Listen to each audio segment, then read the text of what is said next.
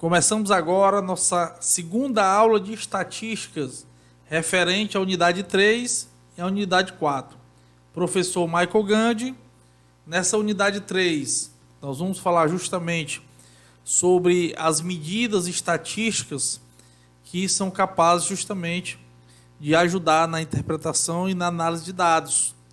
E na unidade 4, nós vamos trabalhar justamente probabilidade, correlação e regressão. Bom, iniciaremos essa unidade 3 falando um pouco sobre medida de posição.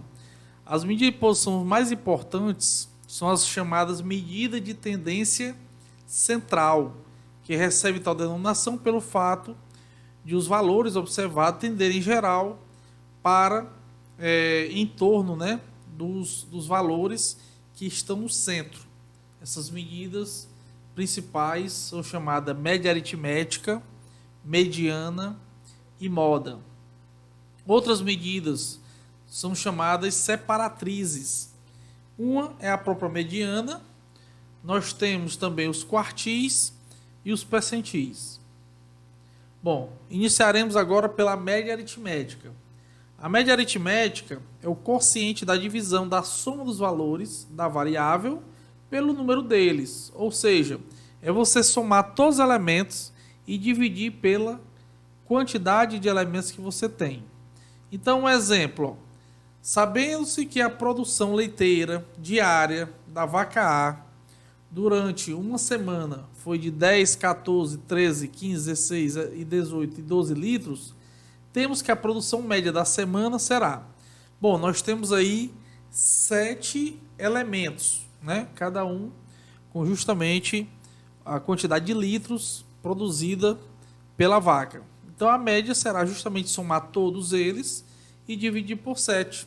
Então, nós encontramos que a média da semana, a média diária, é de 14 litros. Isso quando eu tenho dados não agrupados.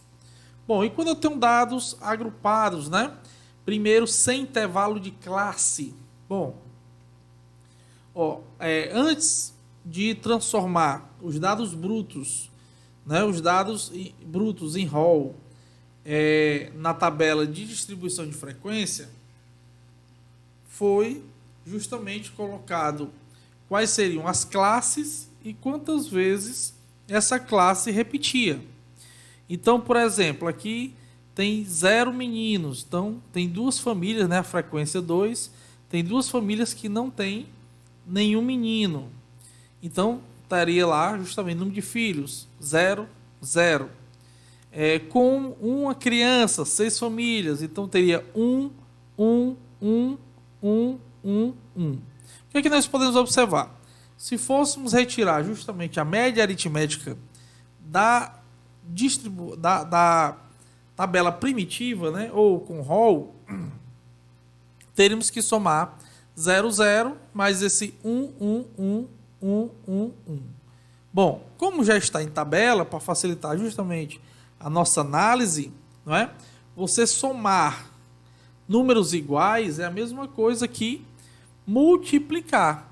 Então, quando você tem uma tabela, para calcular a média aritmética, basta multiplicar a classe, que no caso aqui é o número de meninos, pela frequência. Então, nós vamos ter justamente o xi vezes o fi. Então, 0. Então, vai se multiplicar 0 vezes 2 dá 0. 1 vezes 6 dá 6. Então, vamos multiplicar todos. O outro resultado dá 20, 36 e 16. Somando tudo, porque justamente é o somatório, dá igual a 78. Então, para calcular a média, basta pegar justamente o 78 e dividir por 34, que dá 2,29. 2,29 é a média de meninos por família. Agora vamos a um exemplo, Vamos agora a um exemplo com intervalo de classe. Bom, com intervalo de classe, eu tenho aqui, 150 a 154. Nem o 150 nem o 154 podem representar a minha classe. Então, eu tenho que calcular justamente quem seria o nosso XI, o ponto médio, que já foi trabalhado justamente na unidade 2, quando falamos de distribuição com intervalo de classe. Então, como é que encontra esse XI? Soma o limite inferior com o limite superior e divide por 2. Então, este aqui será o representante da classe. Então, nós vamos multiplicar justamente o 4 pelo 152, que vai dar justamente 608. Vamos fazer todas essas multiplicações. A soma justamente dá 6.440 e esse total será dividido pela quantidade de elementos que eu tenho, que é 40. Então a minha média é de 161 centímetros. Bom, isso é como calcula-se a média aritmética para dados brutos, dados uma distribuição de frequência sem intervalo de classe e uma distribuição de frequência com intervalo de classe. A moda, nós denominamos moda o valor que tem maior frequência numa série. Então, aquele termo que mais repete é o que nós chamamos justamente de moda, né? Então, quando lidamos com valores não agrupados, a moda é facilmente reconhecida. Ou seja, quando a gente não tem uma tabela, né, a moda é bem fácil de reconhecer, principalmente quando você coloca em rol. Então, por exemplo, eu tenho essa série de dados. O que é que seria a moda? Seria o 10, porque o 10 está repetindo 2 vezes. Bom, e nessa série agora, eu tenho tanto o 4 quanto o 7. Ó. O 4, ele repete 3 vezes e o 7 também 3 vezes. Então, dentro de uma série de valores, eu posso ter mais de uma moda, porque a moda é sempre o que mais repete. No caso aqui, com 2, a gente pode dizer que é bimodal, trimodal, tetramodal e assim por diante, até polimodal, sem nenhum problema, certo? Bom, mas tem também algumas vezes, ó, que eu não tenho moda. Nós chamamos de amodal. Por quê? Porque para ter moda, nós temos que ter pelo menos 2 elementos. Então tem que ter pelo menos uma repetição. O elemento e mais um. Ok? Se tiver apenas um representante de cada, então não existe moda. É amodal. Bom, numa distribuição de frequência, o termo que é a moda é justamente o que tem maior frequência. Basta olhar. Olhando aqui, ó, o 12 é o que tem maior frequência. O 12 é a maior frequência. Então, quem é a classe correspondente? A maior frequência é o 3. Então, 3 é a moda. Certo? Bom, quando nós estamos numa distribuição com intervalo de classe, a moda é justamente o nosso XI, que é o limite inferior somado ao limite superior dividido por 2, justamente daquela frequência que tem maior quantidade. Então, no exemplo, ó, a maior quantidade aqui é justamente o 11. A maior quantidade, a maior frequência é justamente o 11. Então, eu vou calcular justamente o meu XI daqui, que é o 158 somado a 162, dividido por 2. O resultado é igual a 160. Então, primeiro eu somo e depois eu divido por 2. Isso é a moda. A mediana.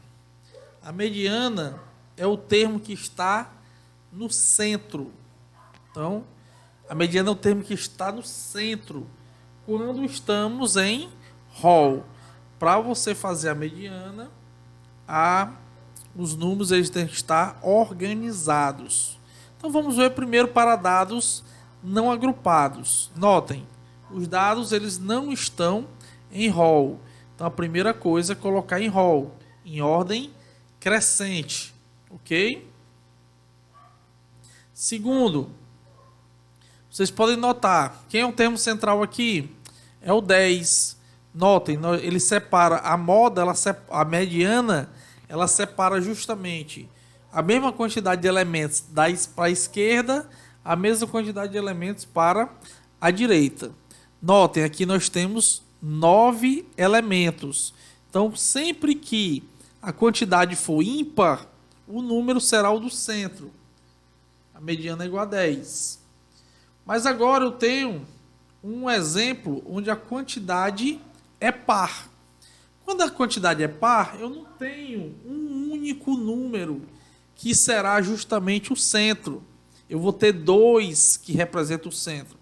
Lembrando, a mediana ele tem que separar, né, para a esquerda e para a direita em quantidades justamente iguais. Então, a minha mediana será a média aritmética dos 2 que estão no centro. Isso quando a quantidade for par. E a mediana aqui no caso será 11. Notem que 11 não tem na nossa amostra. Mas mesmo assim, é a mediana. Bom, e quando os dados estão agrupados? Quando os dados estão agrupados, nós temos que primeiro encontrar a posição do elemento que está no meio. E para encontrar a posição do elemento que está no meio, nós devemos justamente pegar a frequência total, né, somatório de FI, a frequência total e dividir por 2. E olhar justamente na frequência acumulada qual é o primeiro número que é maior do que essa posição do meio. Então, isso é o que vai dar justamente o norte para que a gente possa justamente encontrar onde está a nossa mediana, dado uma tabela. Então, por exemplo, eu tenho aqui uma tabela de distribuição sem intervalo de classe, onde a classe são os defeitos e o número de max é a minha frequência. Bom, está aqui minha frequência acumulada. É através dela que eu vou encontrar qual é o número de defeitos que representa justamente a mediana. Pois bem, primeiro eu tenho que encontrar a posição da mediana. É pegar o 60, que é a frequência total, e dividir por 2, 30. Agora eu vou olhar na frequência acumulada qual é o primeiro número que é maior do que 30. Qual a primeira frequência acumulada que é maior do que 30. É justamente o 32. Então a minha mediana é o número 2. Então 2 é justamente a minha mediana. Então, por quê? Porque eu estou trabalhando a posição do meio é quem está no 30. Bom, professor, mas por que eu tenho que pegar o primeiro maior? Porque a partir do o número 1 vai até o 15. O 15, a partir do 16º, eu tenho o número 2, e o número 2 vai até quem está na posição 32. Então, quem está na posição 30 está justamente acumulado no primeiro que estiver maior. Bom, quando eu tenho uma distribuição de frequência com intervalo, eu tenho que utilizar essa fórmula para encontrar justamente a nossa mediana. Eu tenho que utilizar essa fórmula para encontrar a nossa mediana. Bom, aqui nós temos que a mediana será o limite inferior da classe mediana. Como é que encontra qual é a classe mediana? Através da posição, do mesmo jeito que nós fizemos para a distribuição sem intervalo. Dividimos a frequência total por 2, olhamos na frequência acumulada, qual é justamente o local onde está a mediana.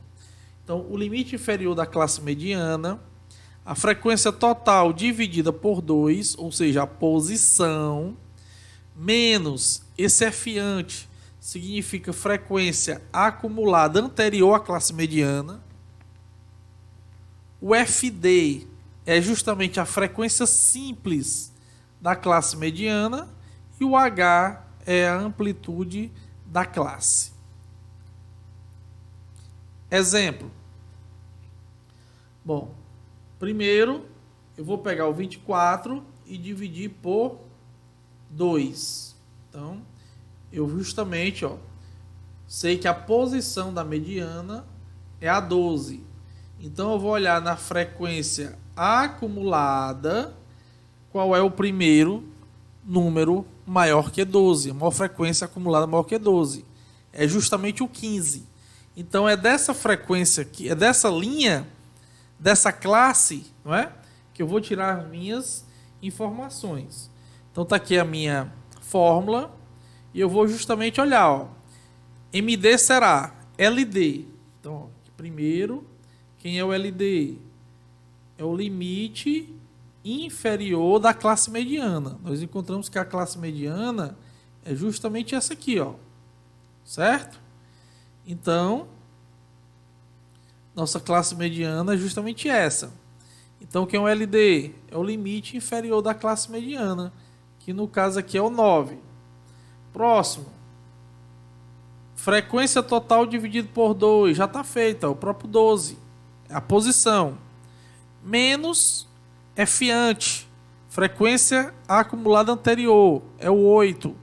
Se a nossa posição está no 15, a anterior é o 8.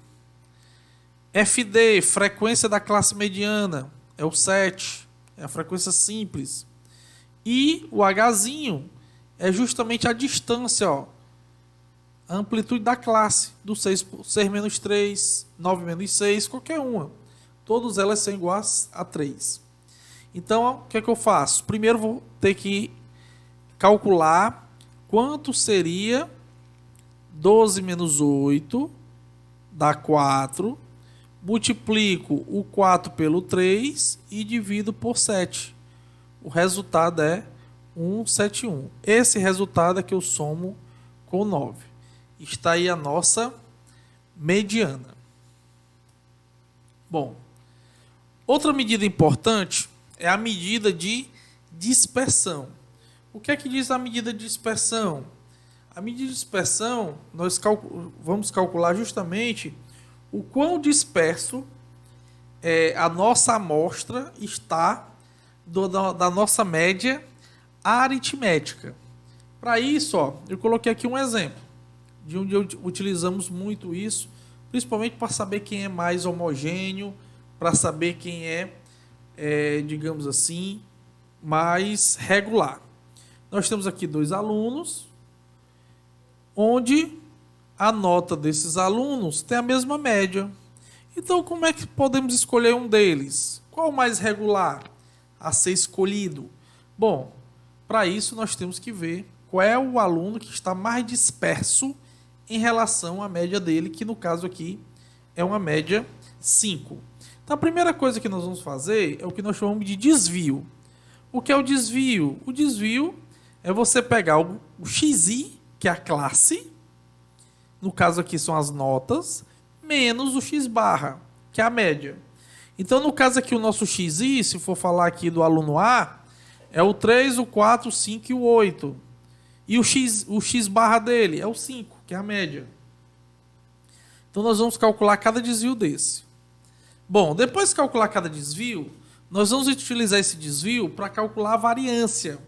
O que é que seria a variância? Bom, quando eu pego o desvio e tiro da média, tem casos que são positivos e tem casos que são negativos. Então, para evitar justamente esses negativos, esses positivos, até porque nós sempre utilizamos o módulo no desvio, independente dele dar positivo ou dar negativo, nós sempre vamos utilizar ele positivo, porque nós vamos trabalhar com o módulo.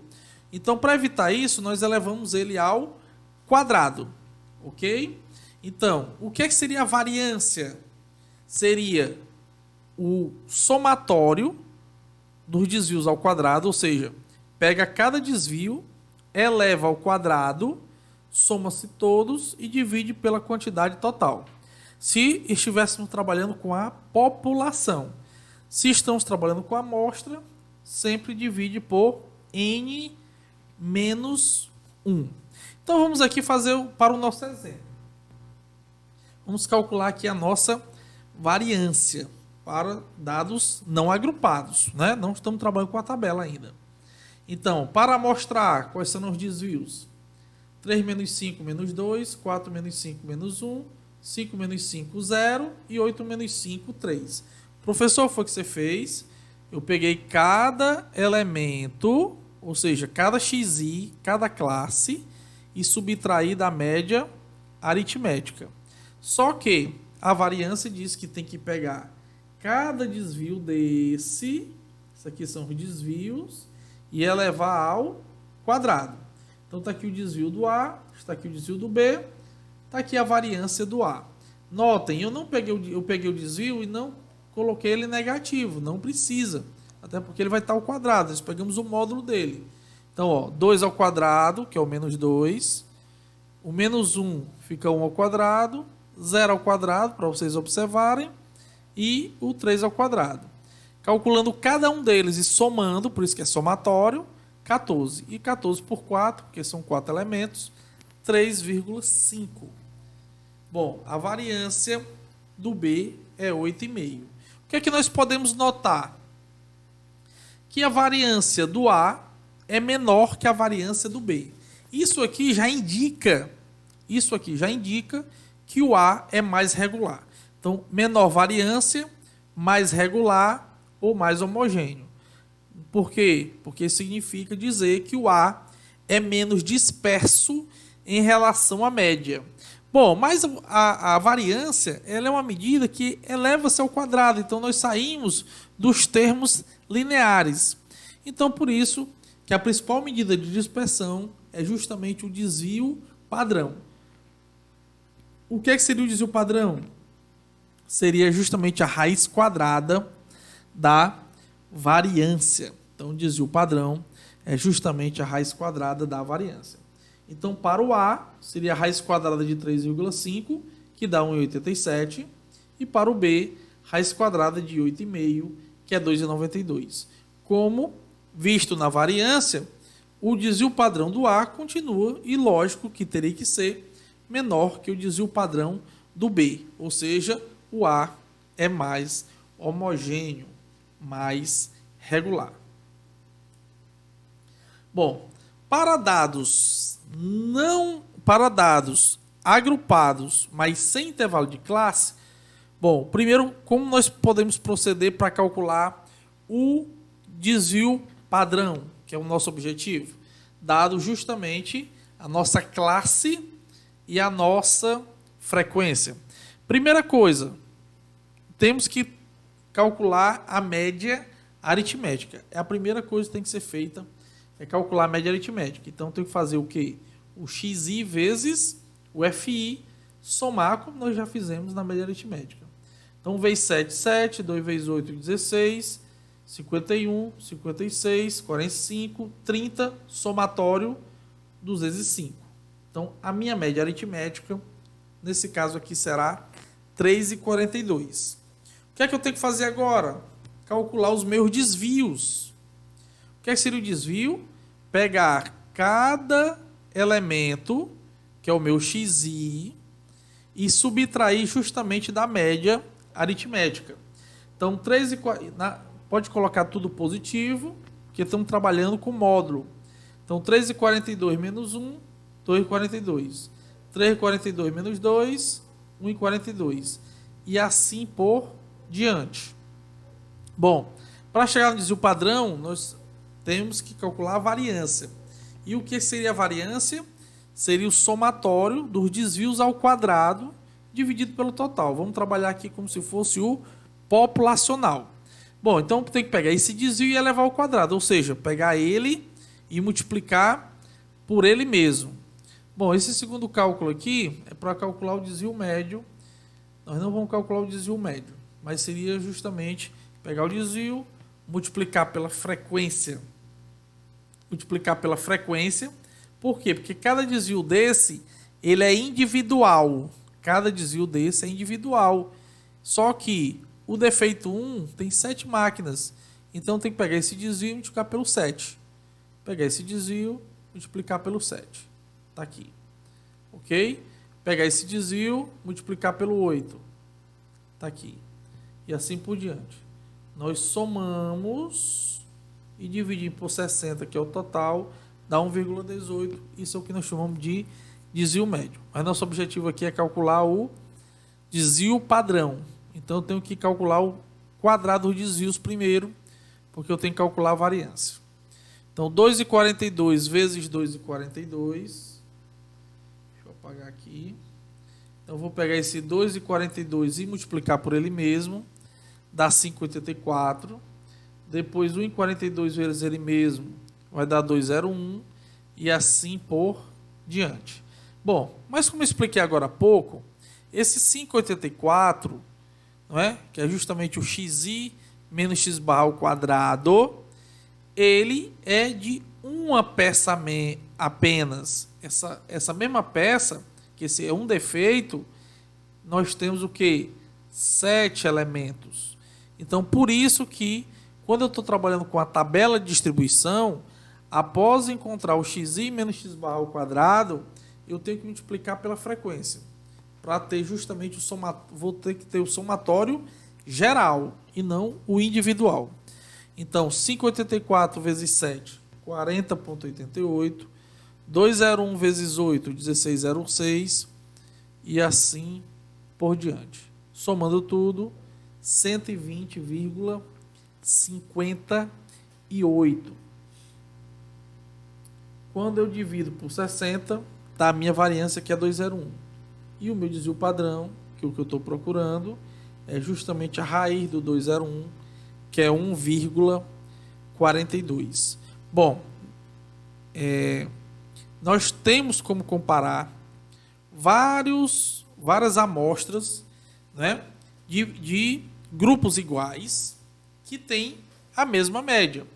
Se o grupo tem a mesma média, né, um grupo só, idade, por exemplo, altura, por exemplo, né, defeitos, notas, se nós temos um grupo só e a média é igual, o desvio padrão vem justamente, digamos assim, diferenciá-lo como mais homogêneo, aquele que tem justamente o menor desvio padrão. Bom, isso aqui seria justamente o outro exemplo para os dados com intervalo de classe. A diferença do sem intervalo de classe por com intervalo de classe é que o nosso xi é justamente a média. Vamos calcular justamente o nosso xi vezes fi, o desvio. Para calcular a variância, desvio ao quadrado. Para chegar na variância, eu ainda tenho que multiplicar pela frequência. E aí nós temos justamente o total. Ok? A forma de fazer é a mesma. Só temos que calcular o xi, que é o nosso ponto médio. O coeficiente de variação também é uma medida de dispersão. O coeficiente de variação também é uma medida de dispersão. E ele serve para analisar quando nós temos grandezas, séries diferentes. Então, como é que calcula o coeficiente de variação? Nós pegamos justamente o desvio padrão, dividimos pela média e multiplicamos por 100. Então, o desvio padrão nós utilizamos quando estamos trabalhando com o mesmo grupo e mesma média. O coeficiente de variação dá para trabalhar quando estamos trabalhando tanto com diferentes grupos ou sendo o mesmo grupo com diferentes médias, para saber quem é o mais regular. Bom, ela, como é dada em porcentagem, se a for até 15%, a dispersão é baixa, ou seja, os dados são mais homogêneos. Entre 15% e 30%, a dispersão é média, e maior que 30%, nós temos uma alta dispersão, onde os dados são heterogêneos. Então, se nós pegarmos aqui o exemplo anterior, que nós encontramos que o desvio padrão era 1,42, então 1,42, que é o desvio padrão, dividido por 3,42, que é a média, vezes 100 dá 41,52%. Então, essa amostra aqui tem uma alta dispersão. Os dados são heterogêneos. E no segundo exemplo, o nosso coeficiente de variação dá 3,46. Isso mostra que nós temos dados homogêneos. Nós temos aí uma baixa dispersão. Bom, outras medidas de posição comentadas justamente são as separatrizes, né? As separatrizes é o que nós chamamos de quartis e percentis. O quartil 1 representa os 25% dos dados que são menores. O quartil 2 é justamente a nossa própria mediana. E o quartil 3 são aqueles que representam os 75% dos dados que são maiores. Bom, para encontrar como é uma medida de posição parecido com a mediana, nós temos que encontrar justamente a posição. Como o nome é quartil, é justamente dividido por 4. O primeiro, a divisão é por 4. O segundo é a própria mediana, que já foi visto. E o terceiro são 3/4, que é justamente 75%. Então, por exemplo, eu tenho aqui uma série. Para encontrar o quartil 1, são 9 elementos. Eu divido por 4. Então, o quartil 1 está... Quem está na posição deu 2,25. Tá? Quem está na posição 3. O quartil 2 é justamente quem está no meio. E o quartil 3 é justamente 3/4 da quantidade. É quem está na posição 7. Que no caso aqui é o 15. A mesma coisa acontece quando nós temos a quantidade de par. Só que aí nós vamos fazer a média aritmética. Não é? Quando nós estamos trabalhando com a distribuição de frequência, nós também trabalhamos justamente a posição. O quartil 1 está com 1,5, então quartil 1 é justamente, olhando pela frequência acumulada, quem está no 15, entre o 15 e o 16, não é? Quartil 1 deu 60 por 4, que dá 15. Então, como o 15 ele está na frequência acumulada, é o 15 e o 16. Então, quem está na posição 15 e 16? O 1 e o 2. Então, nós temos aí a média, que é o 1,5. O quartil 2 é o próprio 2. E o quartil 3 deu 45. Bom, aqui no quartil 3 nós temos o primeiro, que é maior, que é o 46. Então, o quartil 3 é justamente igual a 3. Quando a tabela é com intervalo de classe, nós temos justamente uma fórmula parecida com a da mediana. A diferença é que a posição utilizada é a posição do quartil, mas a forma de você encontrar os elementos são as mesmas. Exemplo. Aqui, primeiro eu vou encontrar o quartil 1, posição 10. Então, olhar o primeiro que está na posição 10, maior que 10 é o 13. Então, quartil 2, quartil 3 é justamente quem está na posição 30. Então, olhando na frequência acumulada, nós temos o 32. Então, em cima dessa linha, nós vamos justamente utilizar as fórmulas que são as fórmulas da mediana, mais usada para o quartil, e agora nós vamos usar também agora para o percentil. Se o quartil a divisão era por 4, o percentil a divisão é por 100. Bom, aqui eu quero calcular o percentil 8. Então será 8 vezes a frequência total dividida por 100. Então o percentil sempre dividido por 100. Então, eu acho aqui que a posição, separatriz também é posição, sempre olhando a frequência acumulada. Então, eu acho aqui que a posição é justamente a posição 3,2. Olhando a posição 3,2, nós temos a primeiro, que é maior, é o 4, que está justamente na classe 1. Então, em cima dela, nós vamos justamente trabalhar, né? Limite inferior, são os mesmos procedimentos da mediana. Limite inferior, posição, limite inferior, que é o 150, a posição, que é o 3,2, menos frequência acumulada anterior. Como aqui o percentil 8 é o primeiro, está na primeira classe, então não tem frequência acumulada antes dela, então é 0. A frequência da classe mediana, que é 4, frequência da classe mediana, que é 4, e a distância, né? A amplitude do 150 por 154, que também é igual a 4. Bom, a assimetria. A assimetria é uma propriedade que indica a tendência de maior concentração dos dados centrais. essa concentração ela pode ser simétrica ou assimétrica. E se ela for assimétrica, ela pode ser mais à direita ou ela pode ser mais à esquerda. Bom, simétrico, nós temos aí tipo um sino, onde o lado direito é igual ao lado esquerdo. Quando é simétrico, é porque a moda é igual à mediana, que é igual à média aritmética.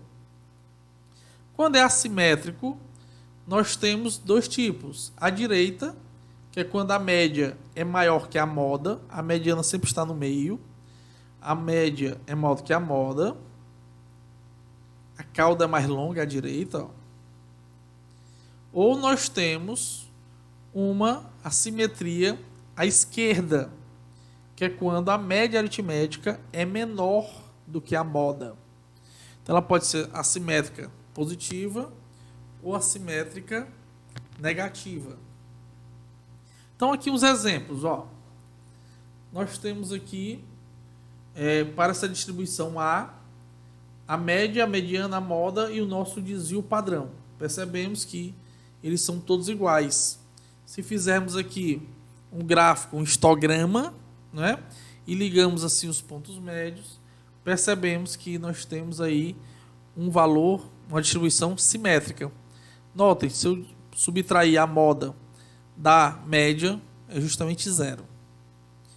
No B, nós temos uma cauda mais para a esquerda, né? Uma cauda negativa, justamente porque a média ela é menor do que a moda. E no exemplo C, nós temos uma cauda mais à direita, porque a média ela é maior do que a moda. Bom, o coeficiente de assimetria é um valor, né, adimensional que utiliza justamente a média, a mediana e o desvio padrão. O coeficiente de assimetria é 3 vezes a subtração da média menos a mediana dividido pelo desvio padrão. Se o valor for em módulo entre 0,15 e 1, nós temos aí uma simetria moderada. Mas se for maior do que 1, nós temos uma simetria forte. Então, para o exemplo passado, o exemplo A, a simetria do A é uma simetria 0, ela é simétrica, né? Sempre que é 0 é simétrica. A simetria B dá menos 0,429, é uma simetria negativa. E a simetria C dá 0,429 também, a simetria positiva. Bom, podemos ver que o B e o C está em módulo entre 0,15 e 1, então são assimetrias moderadas. Curtose. Nós denominamos curtose o grau de achatamento da curva. Nós ouvimos muito, né, falando sobre a questão do achatamento da curva da Covid-19. Né? Denominamos curtose o grau de achatamento de uma distribuição em relação à distribuição padrão, denominada curva normal. Então nós temos aqui a curva normal, que é uma curva simétrica, certo? Do lado esquerdo é igual ao do lado direito. Mas tem momentos que os elementos eles estão mais próximos da moda e essa curva ela fica mais pontiaguda, mais afilada. Então o nome, quando ela está mais afilada, não é quando o coeficiente de curtose ele é positivo. Essa curva é chamada de leptocúrtica. Quando nós temos um coeficiente de curtose negativo, nós temos aí uma platicúrtica. Notem, o achatamento ele se prolonga um pouco mais, não é? A curva ela vem subindo, passa um bom tempo para subir e depois justamente nós temos aí um achatamento da curva, que é justamente o que se queria na Covid-19. Então o tipo de curva que eles queriam nas transmissões era a platicúrtica. E a mesocúrtica é justamente igual à curva normal, que é quando o C, o coeficiente de curtose, é igual a zero. Como se calcula o coeficiente de curtose? O coeficiente de curtose é C igual a 0,263.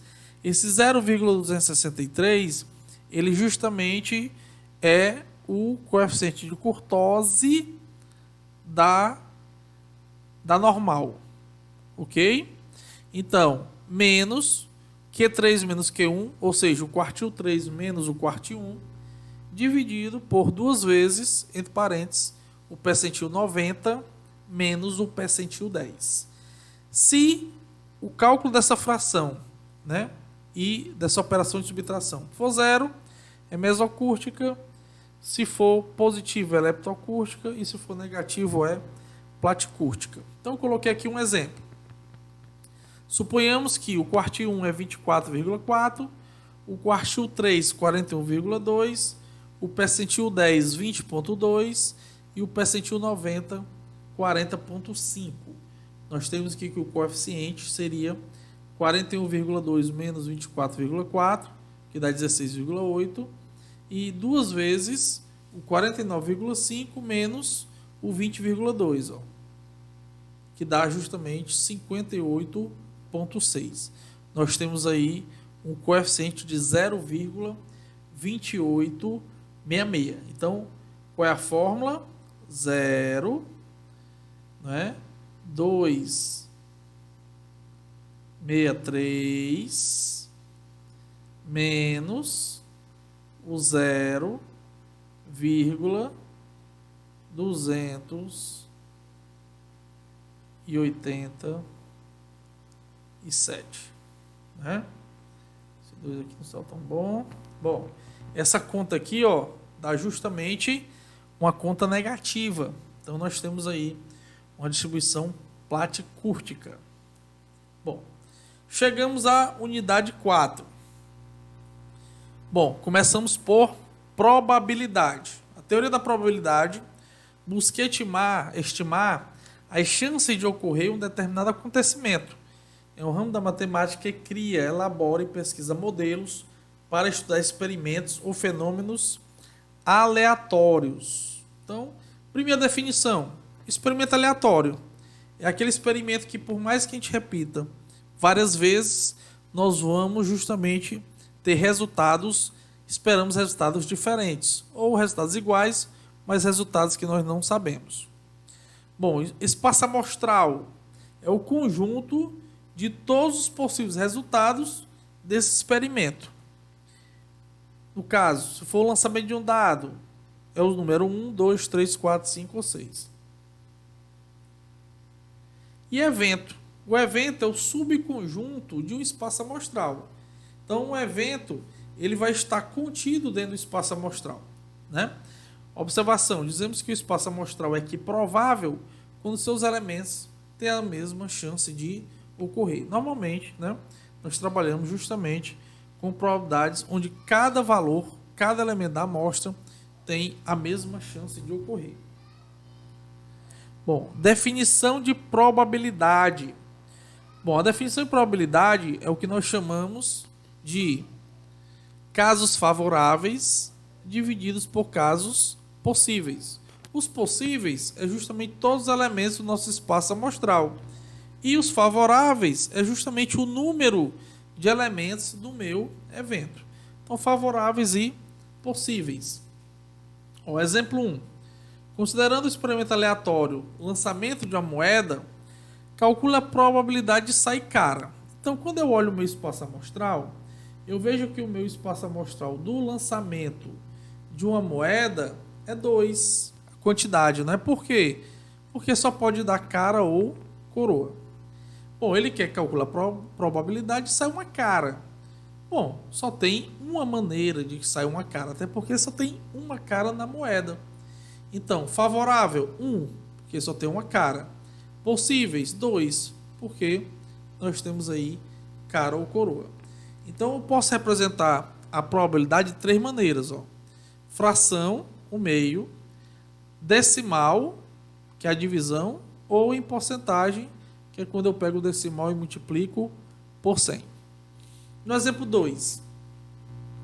No lançamento de um dado perfeito, qual a probabilidade de sair um número maior que 4? Mesmo jeito. O espaço amostral são 6, porque pode ser 1, 2, 3, 4, 5 ou 6. Agora, o evento é um número maior que 4. Maior que 4 nesse espaço amostral só tem o 5 e o 6, que são dois elementos. Então, a minha probabilidade é 2 sobre 6, que simplificando é 1/3. União de probabilidade. A união de probabilidade, ela ocorre quando surge o ou. Quando nós temos um espaço amostral ou um segundo espaço amostral. Então, o ou vai fazer com que surja a união de dois eventos. E como é que calcula a união de dois eventos?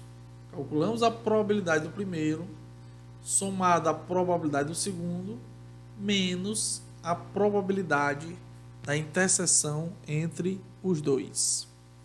Exemplo.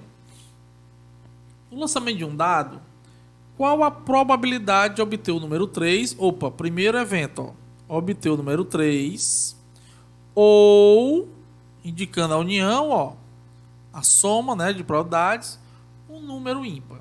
Então vamos lá. Primeiro espaço amostral.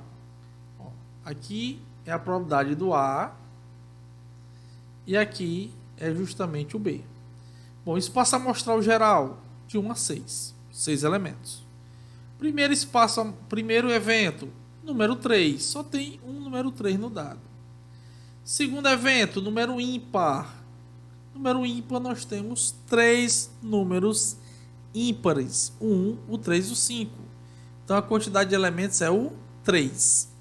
É 3. Cuidado, aqui não é o número 3, aqui são 3 elementos.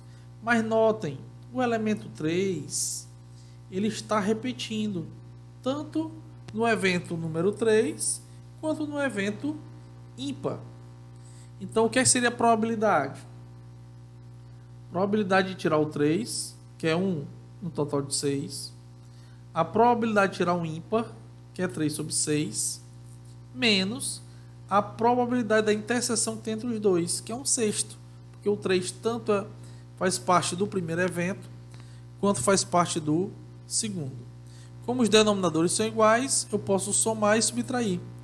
1 mais 3, 4, menos 1, 3, simplificando 1/2. Probabilidade do evento complementar. Suponhamos que eu tenho aqui o conjunto, e esse conjunto ele representa todas as probabilidades. Então, nesse conjunto, eu posso ter aqui um certo evento A,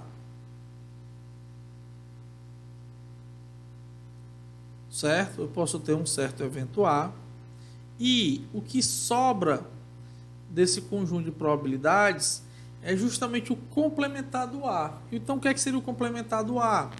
O complementar é aquilo que falta para chegar no conjunto maior. Então, o que nós chamamos de complementar é o A barra. Esse A barra, às vezes ele é muito importante, porque ele é mais fácil de calcular do que o próprio A. Então, se eu sei calcular o A barra, que às vezes ele é bem mais fácil, então para calcular o A, basta pegar 1. Que é esse 1? 1 representa 100%, que é o conjunto total, menos a probabilidade do complementar. A mesma coisa acontece se eu quiser o complementar e já tiver o valor do A. 1 menos o P de A dá justamente a probabilidade do complementar. E assim por diante, vice-versa. Bom, exemplo. No lançamento simultâneo de dois dados perfeitos, distinguíveis, vamos calcular a probabilidade de não sair soma 5. Não sair soma 5. Essa é a probabilidade que ele tem.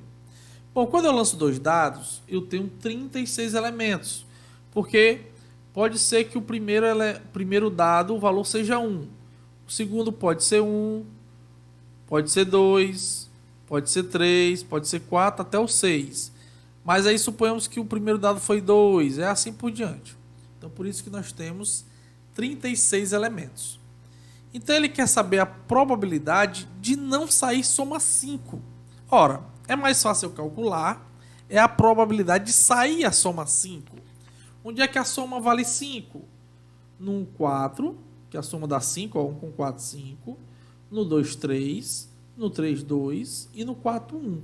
Ou seja, eu tenho 4 elementos do 36, onde a soma é igual a 5. Ou seja, é igual justamente a 1 nono, né? Simplificando.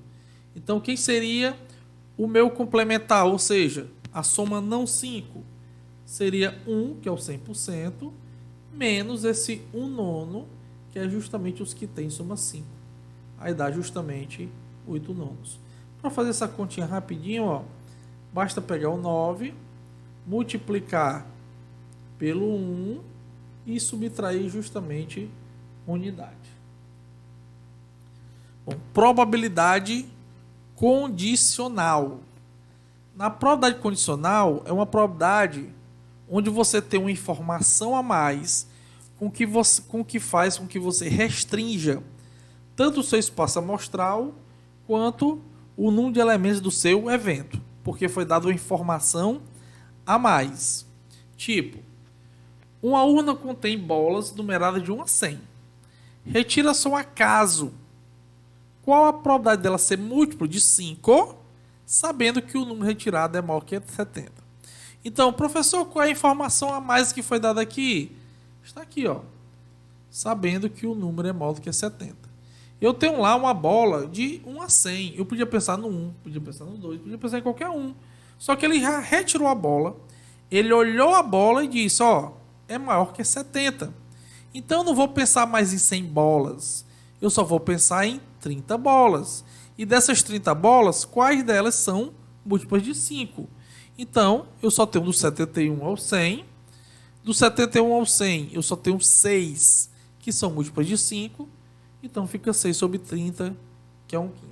Então, essa é o que nós chamamos de probabilidade condicional.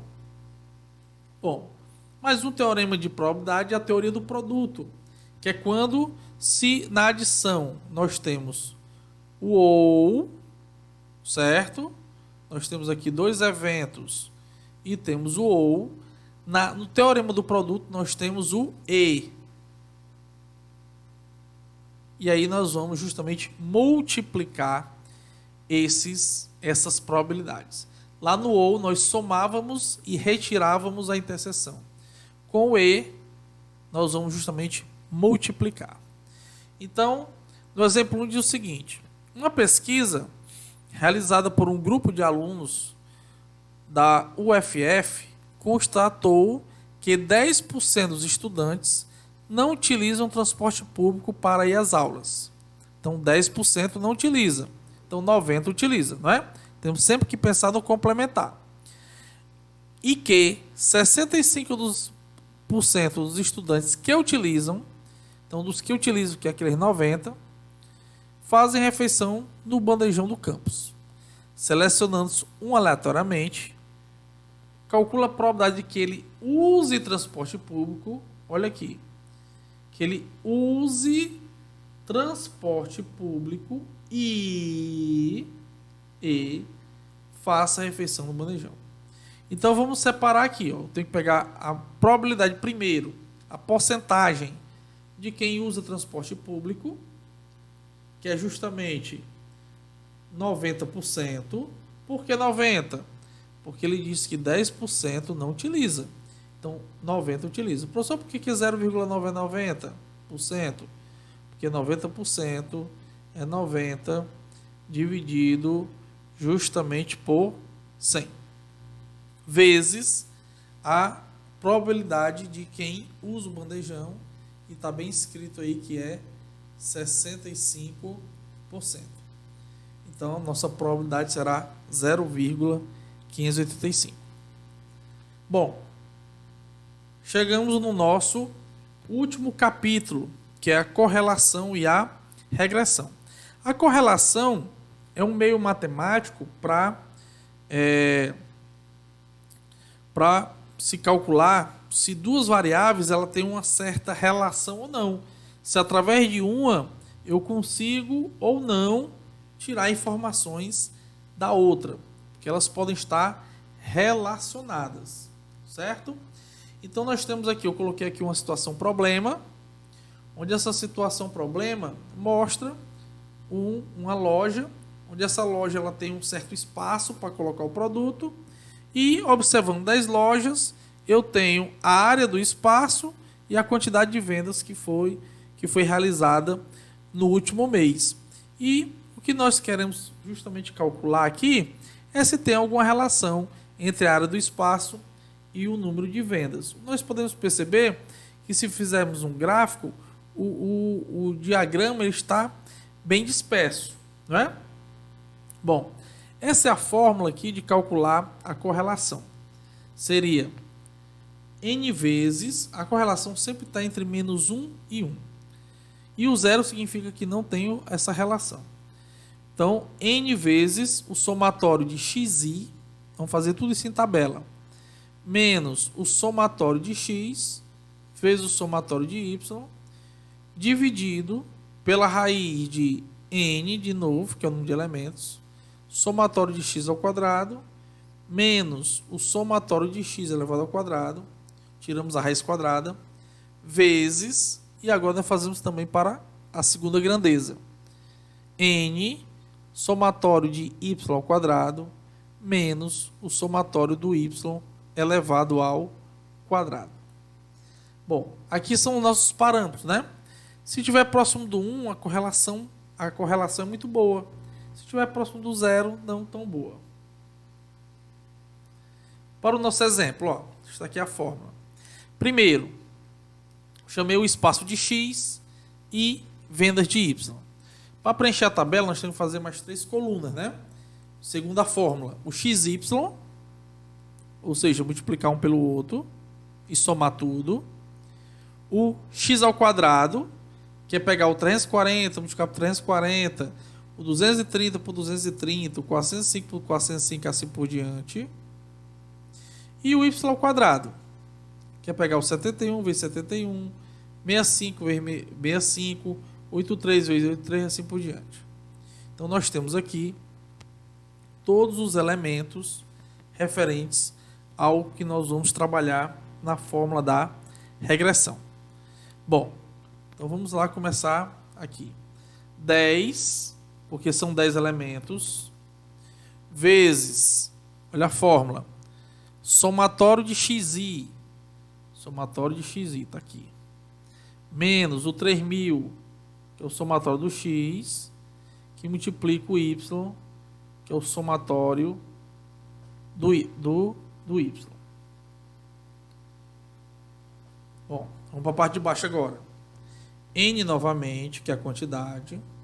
Aí vem somatório de x ao quadrado, está bem aqui, menos o somatório de x elevado ao quadrado, então por isso que não é a mesma coisa, certo? Vezes n de novo, o somatório do y ao quadrado, menos o somatório do y elevado ao quadrado. Então eu vou calcular a multiplicação primeiro do que está em cima, e a multiplicação e as potências também do que está embaixo. Depois você faz a subtração. Depois você tira a raiz quadrada de cada um deles, coloque 5 casas decimais, multiplica a parte de baixo, não multiplique antes, multiplica a parte de baixo, só multiplique e depois tira a raiz. Multiplica a parte de baixo, considerando aí 5 casas decimais, e aí você vai ter justamente o nosso coeficiente de correlação. Nesse caso aqui nós temos uma boa correlação. Eu vou dar uma dica aqui a vocês, que é como se faz no Excel, certo? No Excel, você digita essas duas colunas aqui, não precisa, não precisa digitar o somatório, certo? E aí escreve igual corréu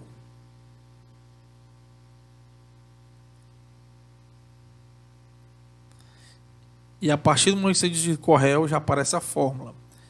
A parênteses, aí vai lá pedir a matriz 1. O que seria a matriz 1?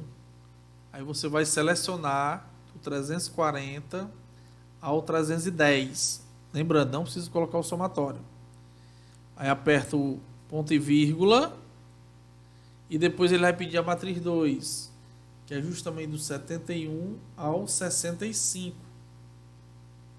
A matriz 2.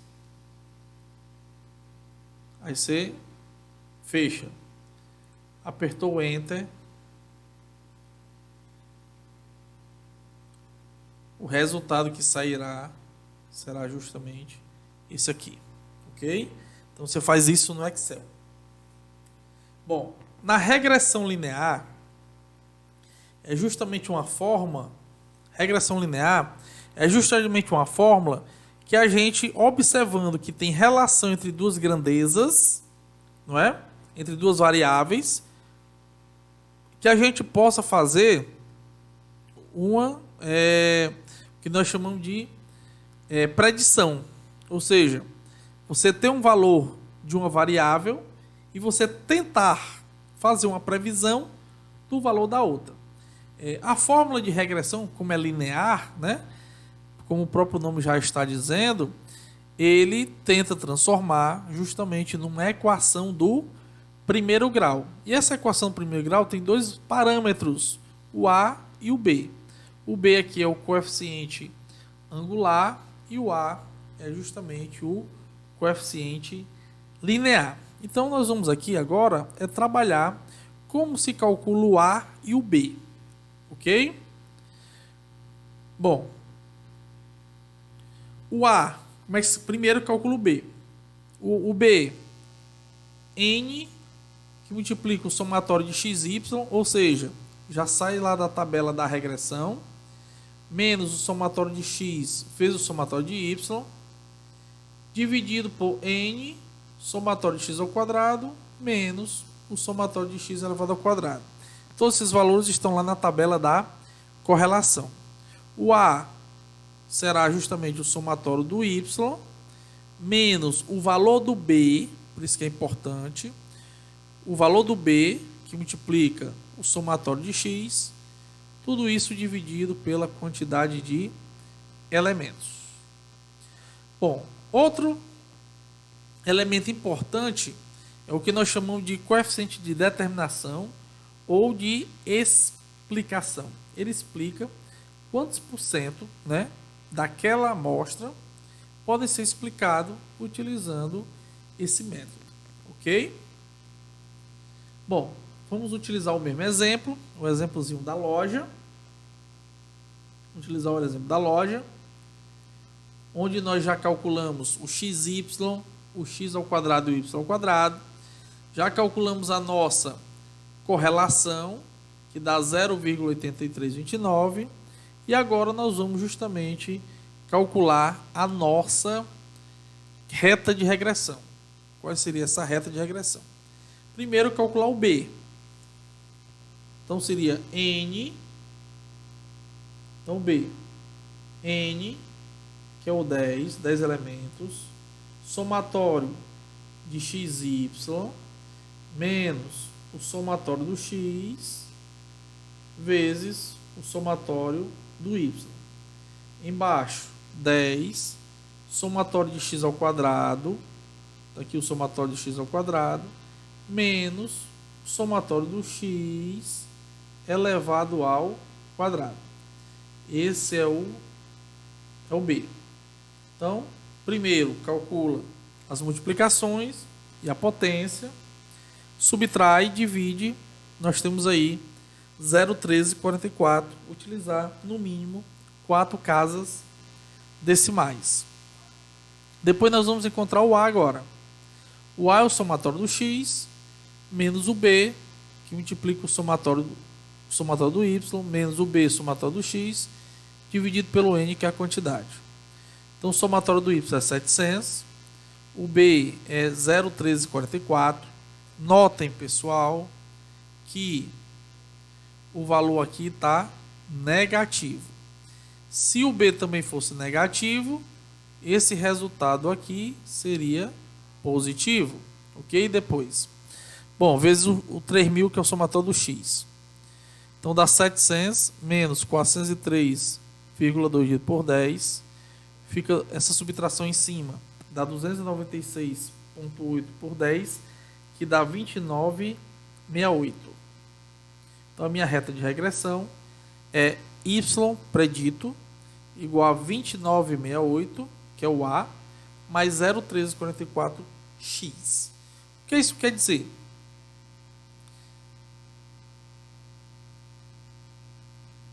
O que isso quer dizer? Suponhamos que eu quisesse saber qual é o Y, né? Ou seja, o total de vendas. Se eu estivesse procurando, quisesse fazer um espaço com 320. Então, o que é que eu ia fazer? Eu ia pegar aqui o 29, vírgula 68 somado a 0,1344 multiplicado por 320. Então, no lugar do X, eu ia colocar justamente o 320. E essa conta ele vai dar justamente, primeiro eu tenho que multiplicar 0,1344 vezes 320, vai dar 43,008, somado a 29,68, dá justamente 72. Esse resultado aqui daria 72, uma área, né, de 72,688 centímetros quadrados. Beleza? Bom, o nosso R ao quadrado é justamente, né, como o nome está, R ao quadrado. Então, o R vezes o R, 0,8329 vezes 0,8329 dá 0,6937. Não é? O que é que quer dizer isso? Coeficiente de determinação, nesse caso, mostra que 69,37% da variação de Y é explicada pela variação do X, que é o espaço. E os outros 30,63% são explicados por outras variáveis. Bom, finalizamos agora aqui nossa unidade 4. Finalizamos a nossa aula 2. Leiam o material com atenção. Revejam essa aula repetidamente. E é um forte abraço para vocês aqui do professor Gandhi. E parabéns por ter escolhido o Centro Universitário